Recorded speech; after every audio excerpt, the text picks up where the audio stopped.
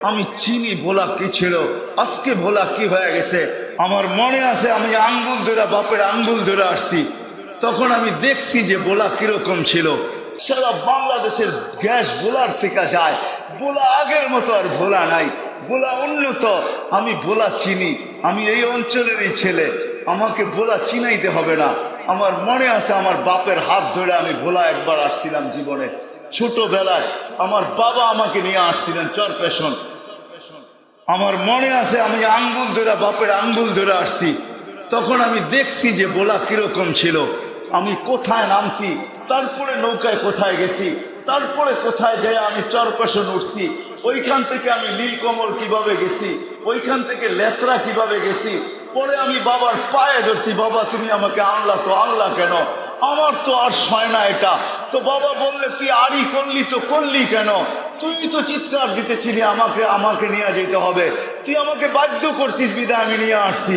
তো বাবা আমাকে বসায় এক জায়গায় রাইখা চরপেশন, এখনো মনে হয় ওই পাড়াটা আছে ভদ্রপাড়া, ওইখানে কোনো আত্মীয়ের বাসায় রেখা বাবা কাজ সারা 2-1 দিনের ভিতরে আমাকে নিয়ে আবার চলে গেছে ফিরত। আমি চিনি ভোলা কি ছিল, আজকে ভোলা কি হয়ে গেছে। এই জন্য আল্লাহ বলতেছে ও ভোলার মানুষ, উন্নতি দুনিয়ার চাকচিক্য যেন তোমাদেরকে মাতাল না করে। তুমি চিরঞ্জীব না। আবার যুবকদেরকে বলে স্বভাব, ও বলার যুবকরা, যৌবন যেন তোকে মাতাল না করে। কাম্মিন সাব সাবাকাকা ইলাল মউত, কত যুবককে তো আমরা যৌবন অবস্থায় আমরা বুক ভরা আশা, চোখ ভরা স্বপ্ন সহ কবরের কোলে শোয়া দিছি। আল্লাহ বলতে চাইতেছে যুবক যা, যুবকের কবর গুলাকে ফেলা দেখ, চোখগুলাকে উঠায় নিয়ে আস, দেখ তোদের টেকনোলজির মাধ্যমে দেখ আর চোখে কত স্বপ্ন ছিল, উঠায় নিয়ে বুকটা ফাইলা আর দেখ আর বুকের ভিতরে কত আশা ভরা ছিল, সব সহ আমি কবরের কোলে শোয়া দিছি। ও যুবক মাতাল হোস না, তোকেও আমি কবরের কোলে শোয়া দিতে পারি। যুবকের কবর প্রত্যেক এলাকায় আছে, এরকম কোনো এলাকায় নাই। শুধু যে স্বাভাবিক মৃত্যু আছে এমনও না, এমন যুবকেরও মৃত্যুর খবর এই এলাকায় পাওয়া যাবে। সকালবেলা সাইজা গাইজা বুক বড় আশা, চোখ বড় স্বপ্ন নিয়া পেট্রোল চালিত ঘোড়ার উপরে বসা বাহির হয়েছে যে বিকালে ফিরবো, তো বিশাল এক খুশির সংবাদ নিয়ে ফিরবো, কিন্তু বিকালে আর ফিরা হয় নাই। সে হয়তো রাস্তায় ঘোড়া চালাইতেছিল আর সামনের সমস্ত যানবাহন গুলোকে ওভারটেক করতেছিল আর ভাবতেছিল আজকে দেখায় দিব আমার আগে যায় তো যায় কে, আমি কত বড় চালক।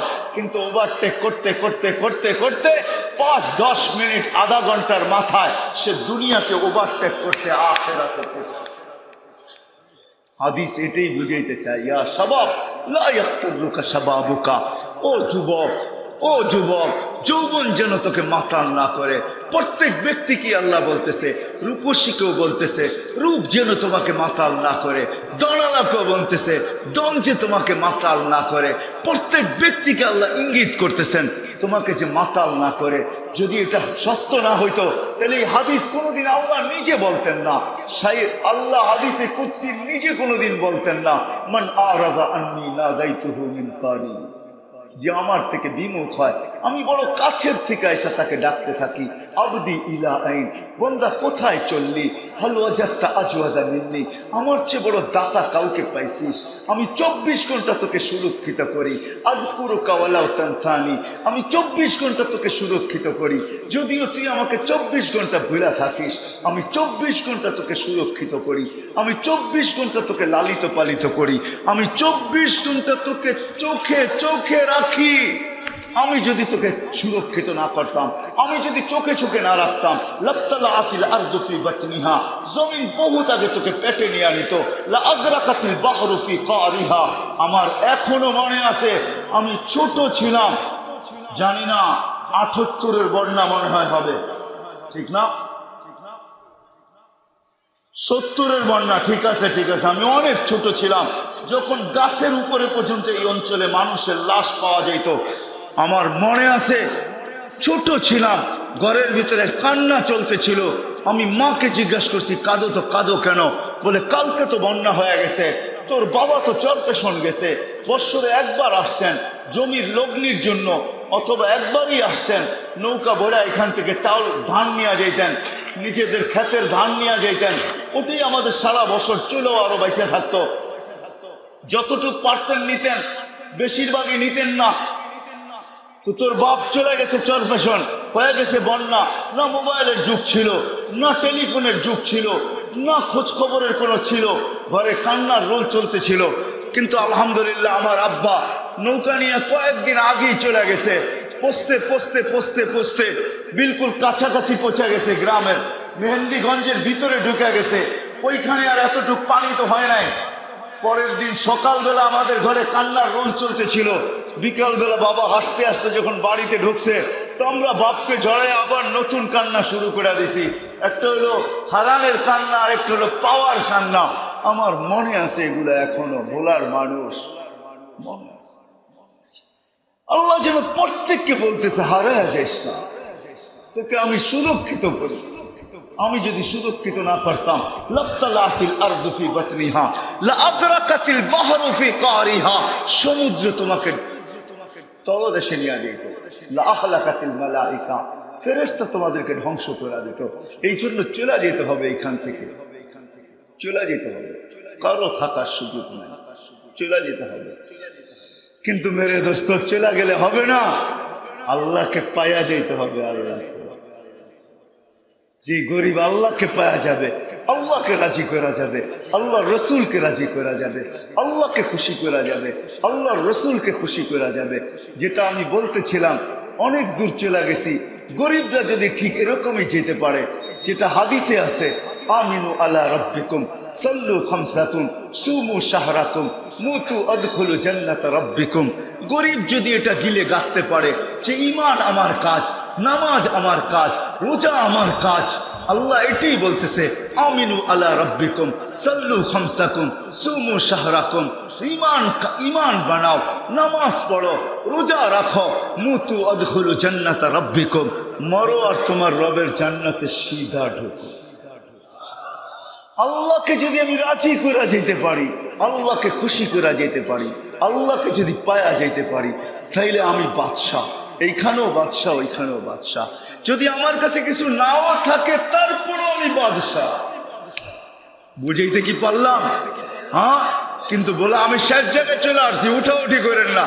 বলার মানুষ হয়তো প্রশ্ন করবে, আল্লাহকে পাবো তো পাবো কি করে? লা তারাহুল উয়ুন, আল্লাহকে তো চোখেই দেখা যায় না। ওয়ালা তুখালিতুহুদ দুনুন, ধ্যান ধারণায় আল্লাহকে আনা যায় না। ওয়ালা ইয়াসিফুল ওয়াসিফুন, বর্ণনা দিয়ে শেষ করা যায় না। আমি আল্লাহকে পাবো তো পাবো কি করে? তো আল্লাহ আমাদের উপরে দয়া করছেন যে আমাকে পাইতে হবে না। মান আতা আর রসুল ফাকাদ আতা আল্লাহ, আমার বন্ধুর গোলাম হয়ে যাও, তাইলেই আমাকে পাওয়া যাবে। তুমি আমার বন্ধুর গোলাম তো আমারও গোলাম, বন্ধুকে পাইলে আমাকে পাওয়া যাবে। আল্লাহ সহজ করে দিচ্ছেন, এই জন্য শেষ জায়গায় চলে আসছি, মুহাম্মদুর রাসূলুল্লাহর গোলাম হওয়া চাই। যে আল্লাহ রসুলের গোলাম। সময় 11:30 10:30 বাজতে চলছে পড়ায়, আর লম্বা করতে চাইতেছি না। ও মেরে দোস্ত, ওই মুহাম্মদুর রাসূলুল্লাহ আল্লাহ সহজ করে দিছেন। এই জন্য মেরাজ, এই জন্যই বন্ধুকে ডাইকা নিয়ে বলছেন, বন্ধু আপনার উম্মত প্রশ্ন করবে, আমাকে দেখা যায় না, আমার কথা শোনা যায় না, আমাকে ধ্যানধারণায় আনা যায় না, আমার বর্ণনা দিয়ে শেষ করা যায় না।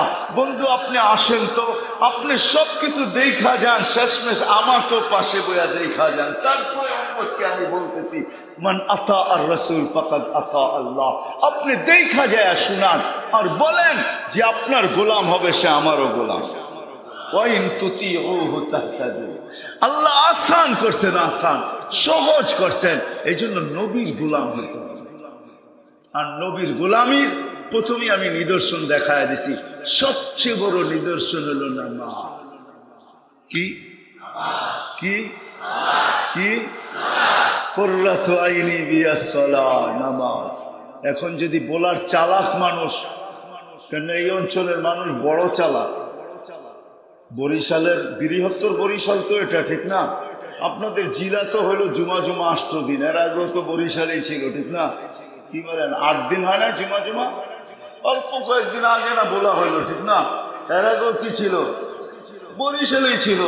বিধায় আমাদের সবার স্বভাব একরকমই। বরিশালের মানুষের স্বভাব আছে, মুই কি কম বুঝি, মোরে বুঝেই দিইবে, ঠিক না? কি কন রাগ হয়ে গেলেন? আমিও কিন্তু বরিশালে পোলা, বুঝেন, কিন্তু আমার অধিকার আছে, আপনাদের বুকে পাড়া দিয়া বলারও অধিকার আছে, কারণ আমার দেশের মানুষ আপনারা। কিয়ামতের দিন আমার গলায় ফান্দা দিবেন যে তুমি দুনিয়া ঘুরে ঘুরে বুঝেছো, আমাদেরকে বুঝো না, বোঝাও নাই, এই জন্য একটা কিল গাড়া দিয়া গেলাম আজকে। আবার আসি না না আসি কে জানে, রিজিক আসে না না আসে, উজ্জ্বত তো পুরা হয়ে যাক কমসে কম। আমরা তো বলবো, যদি আপনারা প্রশ্ন করে বসেন যে রসুলও তো নাই, রসুলরে মাননি তো মানলু কি করে, ঠিক না? কি বলেন? আসেন আসেন নাকি? কত বছর আগে চলে গেছেন? 1433 বছর আগে চলে গেছে। কত? এখন 1443 হিজরি চলতেছে। আল্লাহ রসুল 10 হিজরিতে দুনিয়া থেকে চলে গেছেন। আপনি বলবেন, সাধারণ মানুষ বলবে যে আল্লাহ রসুল তো নাই, কোত্থেকে ওনাকে মানবো, ওনার গোলাম হব তো হব কি করে? হয় আমি 6 বার বেলালের বাড়ি দেখছি, সৌদি আরবের বাড়ি না, ইথিওপিয়ার বাড়ি, যেখানে বেলাল জন্ম নিছে। আল্লাহ আমাকে 6 বার ওইখানে নিয়ে গেছে, 6 বারই আমি ওইখানে দাঁড়ায় দাঁড়ায় ইচ্ছা ছাড়া কাঁদছি। আমার কান্নার ইচ্ছা ছিল না, কিন্তু যখনই বাড়ি দেখতাম চোখ দিয়ে পানি চলে আসতো, ভিতরে চিৎকার হইতো, হায় বেলাল তুই কোথায়, আমি তুই কোথায়, হায় বেলাল তুমি কোথায়, রাদিয়াল্লাহু তাআলা আনহু তুমি কোথায়, আমি কোথায়, তুমি কোথায়, দুনিয়া কোথায়? তোমাকে যেখানে দেখি ওইখানে কাউকে দেখি না, তুমি যেখানে ওইখানে কেউ নাই, কেউ নাই, কেউ নাই, কেউ নাই, কেউ নাই, কেউ নাই। ওলামা হয়তো বলতে পারে, আমার উপরে আঙ্গুল উঠাইতে পারে, না না আমি আবু বকর সিদ্দিক রাদিয়াল্লাহু তাআলা আনহুকে 1 নম্বর মানি, ওমর ফারুক রাদিয়াল্লাহু তাআলা আনহুকে 2 নম্বর মানি, ওসমান 3 নম্বর, আলীউল মুস্তাদা 4 নম্বর আমার ইমানের অংশ, কিন্তু বেলাল যেখানে ওইখানে কেউ নাই, এটাও মানি। বেলাল যেখানে ওইখানে কেউ নাই। জান্নাতে নবী ভ্রমণ করতেছেন, আগে পদধ্বনি শোনা যাইতেছে। জিবরিলকে জিজ্ঞাসা করছে, মান আমামি আসমা খাসখাস কাদাম লাম আরা, আমার আগে কে? পদধ্বনি শোনা যায়, দেখা তো যায় না, কে? একবারে জবাব দেন, মুস্কি হাসি দিছে। আবার জিজ্ঞাসা করছে, মুস্কি হাসি। আবার জিজ্ঞাসা করছে, তো বলছে আবদুকা বেলাল, আপনার গোলাম বেলাল। আমি শব্দ এখান থেকে নিয়ে আসছি, আবদুকা বেলাল, গোলামে মুহাম্মদ। হায় হায়, শুধু শুধু তো কবি কলম উঠান নাই। क्या वफा तूने मोहम्मद से तो हम तेरे हैं, ये दुनिया क्या चीज है लौह कलम तेरे हैं। अल्लाह तो शुरू शुरू बोला, क्या वफा तूने मोहम्मद से तो हम तेरे हैं, ये दुनिया क्या चीज है लौह कलम तेरे हैं। বেলাল গোলাম ছিলেন আল্লাহর রাসূলের। আমি তো এইভাবে বলি, জানি না বলার মানুষ উলামায়ে কেরাম মাইনা নিবে কিনা। আমি বলি না না, বেলাল এই কথা বলতেছিল, গোলাম আপনার। ফাঁকি সবাইকে দিছেন। আবু বকরও জানে না, ওমরও জানে না, ওসমানও জানে না, আলীও জানে না, উম্মে হানিও জানে না আপনি কোথায় এখন ভ্রমণ করতেছেন। কোন দুনিয়ার কোন সৃষ্টি জানে না আপনি কোথায় আছেন। আপনি ভাবছেন সবাইকে ফাঁকি দিয়ে একা একা জান্নাত দেখবেন, এটা কখনো সম্ভব না। আমি বেলাল হইতে দিব না, কেননা আমি আপনার গোলাম। আমি হইতে দিব না। আমি কৃতদাস হইতে পারি, কালো হইতে পারি, অনারব হইতে পারি, ইথিওপিয়ার হইতে পারি, গরিব হইতে পারি, তোতলা হইতে পারি, কিন্তু আপনি জান্নাত একা ভ্রমণ করবেন এটা হবে না। আপনি জান্নাত ভ্রমণ করবেন, আমি আগে আগে থাকবো, কেননা আমি তো আপনার গোলাম। মুহাম্মদুর রাসূলুল্লাহর গোলাম হন, রাজি? ওয়াদা পাক্কা? নামান। কিন্তু আমি প্রশ্ন তুলে দিছি যে নবী তো নাই, এখন গোলাম হব তো হব কি করে? এই জন্য নবী ব্যবস্থাপনা করছেন। নবীজি শুধু একা করেন না, হয় হয় নবীজি তো রহমত, কি বলে, উম্মতের কান্ডারি ছিলেন। শুধু কান্ডারি ছিলেন না, শুধু কান্ডারি ছিলেন না, আল্লাহ যা বুঝাইতে চাইতেছে কোরআনে আজীব জিনিস বুঝাইতে চাইতেছেন। হারিসুম বিল মুমিনিনা রাউফুর রহিম, এমন শব্দ আল্লাহ ব্যবহার করছেন। হারিস যেই শব্দ হাদিসে আসলে আরে পীর মাশায়েখ সবার কাছে হারিস শব্দটা বড় দূষণীয়, ঠিক না? কি হারিস অর্থ কি? লুবি, ঠিক না? হারিস হেস লোভ, এটা দূষণীয় শব্দ। আল্লাহ বন্ধুকে বলতেছে হারিস। দুনিয়ার জন্য, দুনিয়াওয়ালারা দুনিয়ার জন্য হারিস, কেউ এটার জন্য কেউ ওটার জন্য। হাবিব আপনি তো উম্মতের জন্য হারিস, উন্নতের জন্য। কেমন হারিস, কেমন লুবি, কেমন! হায় হায় হায় হায় হায়। আজকে উম্মত হায় নবীর আদর্শ মানতে চায় না, নবীর গোলাম হইতে চায় না। যুবক সব চায় কিন্তু নবীর গোলাম হইতে চায় না। যুবক নবীকে চিনতে চায় না, নবীকে মানতে চায় না, নবীর মতো চেহারা চায় না, নবীর মতো বেশভূষা চায় না। যুবক চায় আধুনিক হইতে চায়, আধুনিক। হয় যুবক, তোমাদের পায়ে হাত রেখা বলি, তোমরা আমাকে বুঝাও না। আমি সারা দুনিয়া চষা, মানুষ মিডিয়ায় দেখে, আমি চোখে দেখি, চোখ দিয়া দেখি, চোখ দিয়া। আমি তো সর্ব ওয়াজে বলি, আমার ওয়াজের দরকার নাই। যদি পেন্ড্রাইভের মতো আমার এখান থেকে বাহির করা যাইত, তাহলে পুরা পর্দার ভিতরে আমি এটাকে কি বলে প্রজেক্টর লাগায়া দিতাম আর পেন্ড্রাইভের মতো ছেড়া দিতাম। আপনারা দেখতেন আমার এখানে কত কান্না লুকাইতো, কত হাসি লুকাইতো। শুধু দেখতেন আর চোখের পানি জড়াইতে থাকতেন। আমি এতটুক বয়সের দুনিয়া দেখা এইখানে হাজারো কান্না সেভ করা আছে, হাজারো কান্না, হাজারো দুঃখ, হাজারো ব্যথা আমার এখানে সেভ করা আছে। অনেকে জিজ্ঞাসা করে, কালকে একজন বলতেছিল উর্দুত কর্মকর্তা যে হুজুর আপনার ওই ওয়াজটা আমার কানে লাগছে। হায়, আমি তো চোখে দেখছি আমেরিকাতে মুসলমান সন্তান, দিনদার সন্তান, মাকে হুইল চেয়ারের থেকে উঠায়া বাচ্চার মতো কোলের মধ্যে বসায়া, কোলে উপরা নিয়ে গাড়ির সিটে বসাইতেছে। তার পাশে দাঁড়ায় এক খ্রিস্টান ইংরেজ মহিলা চোখের পানি ঝরাইতেছে। আমি বলছি তুমি কাঁদো তো কাঁদো কেন? বলছে এই দৃশ্য দেখা আমি কাঁদতেছি। বলছি কিসের দৃশ্য? আমি ওকে খোঁচাইতেছিলাম কিসের দৃশ্য? দেখো নিজের মাকে বাচ্চার মতো কোলে করা হুইল চেয়ারের থেকে গাড়িতে বসাইতেছে, আর আমার বাচ্চা কোথায় হারায় গেছে আমি। এই দৃশ্য দেখে আমি চোখের পানি জড়াইতেছি। তা আমি বললাম যেটা আমার ইসলামের শিক্ষা, আমার রসুলের শিক্ষা, আমার গডের শিক্ষা, আমার আল্লাহর শিক্ষা, আমার মেসেঞ্জারের শিক্ষা, আল্লাহর মেসেঞ্জারের শিক্ষা, আল্লাহর শিক্ষা, ইসলামের শিক্ষা। যে একদিন ওকে ওর মা এরকম পালছে, আজকে মা বুড়া হয়ে গেছে, ও মাকে বাচ্চার মতো পালছে। তো বলছে হ্যাঁ তোর ইসলামের শিক্ষা। জানি না তার দিলে কতটুকু রেখা পা করছে। মেরে আজিজো, আল্লাহর রসুল উম্মতের জন্য রউফুর রহিম, দয়ালু নবী। আজকে আমরা উম্মতের রসুলের গোলাম হইতে চাই না, যে রসুলের চোখের পানি কোনোদিন আমাদের জন্য থামে না, থামবেও না।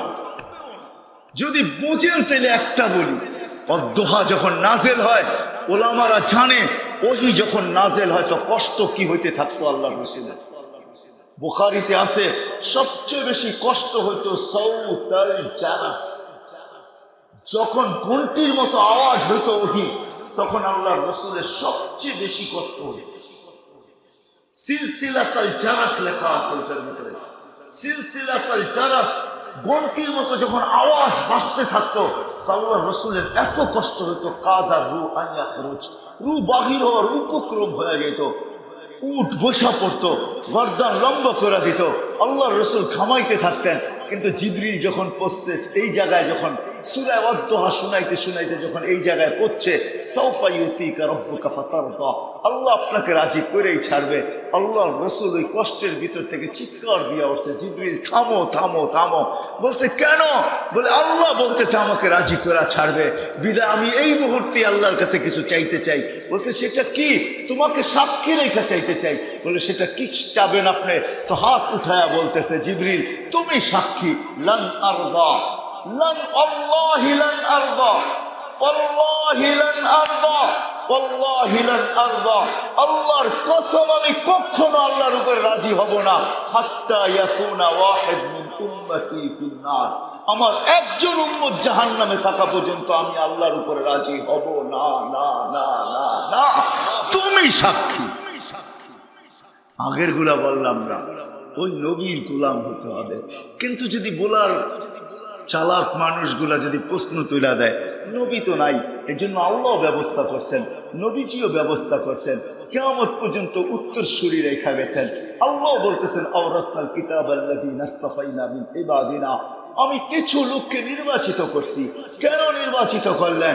যে আমার নবীর আদর্শ কিয়ামত পর্যন্ত, আমার নবীর আদর্শকে কিয়ামত পর্যন্ত সুরক্ষিত রাখার জন্য, জীবনকে রাখার জন্য।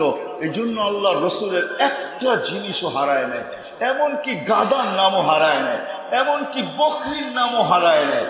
রহিকুল মাকতুমের ভিতরে আছে, সিরাতের কিতাবের ভিতরে আছে, আল্লাহ রসুলের প্রত্যেকটা জিনিসের নাম পর্যন্ত সুরক্ষিত।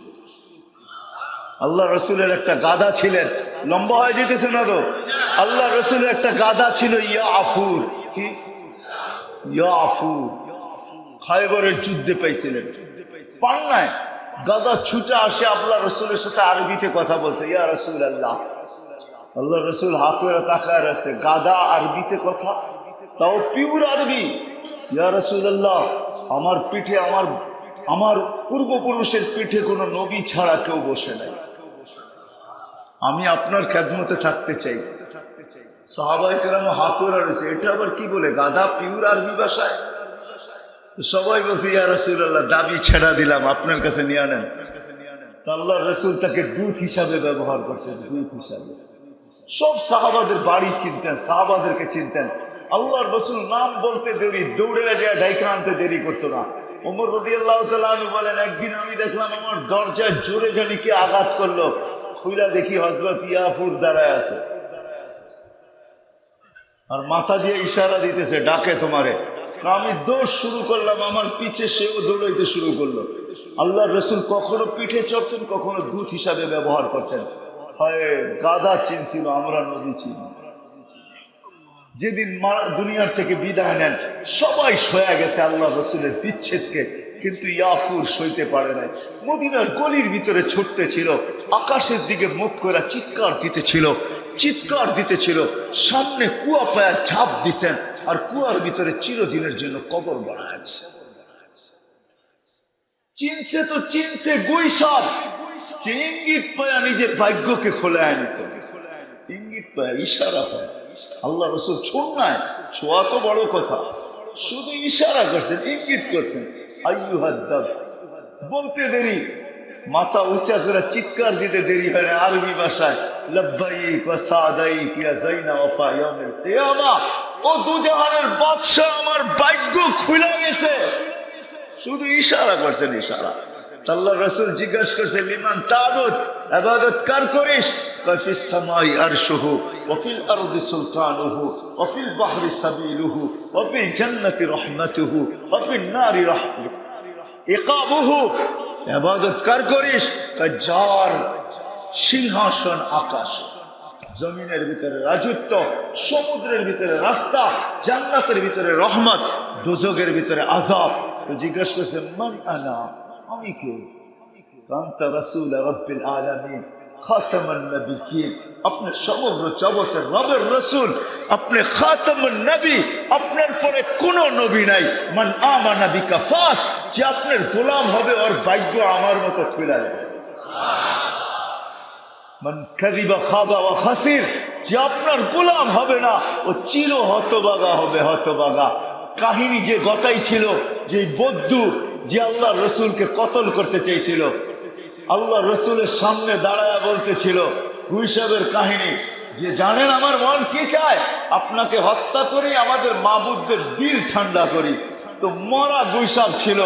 আল্লাহ রসুল বারবার বলতেছিল যে আমি আল্লাহ রসুল, আমাকে মেনে নাও। আর ওমর রাদিয়াল্লাহু তাআলা আনহু বারবার দাঁড়াইতেছিল আর বসতেছিল, দানি ইয়া রাসূলুল্লাহ আযরিব উনুকা হাযাল মুনাফিক, আমাকে দেন না, ছাড়েন না, আরে সাইজ করি। তা আল্লাহ রসুল থামাইতেছিল, না না না, তো ও বলতেছে মরা গুইসাব যদি সাক্ষী দেয় তাহলে আপনাকে মেনে নিব। ও ভাবছে মরা গুইসাব জিন্দা হবেই বা কোত্থেকে, আর সাক্ষী দিবেই বা কোত্থেকে। যখন গুইসাবের পুরা কাহিনী শুনছে তো মাথায় হাত দিয়া বলতেছে মা তারাক্তালি সাবিলা, তুই তো আমার জন্য কোনো রাস্তাই রাখলি না, আমি বাঁকবো কোন দিক দিয়া। তারপরে বলতেছে ইয়া রাসূলুল্লাহ, তাইলে হাত বাড়ান, ঈমান আইনেই ফেলাই। ও তো আমার 12টা বাজায় দিছে। তো মেরে দোস্ত, নবীর গোলামিতে কপাল খোলে কপাল।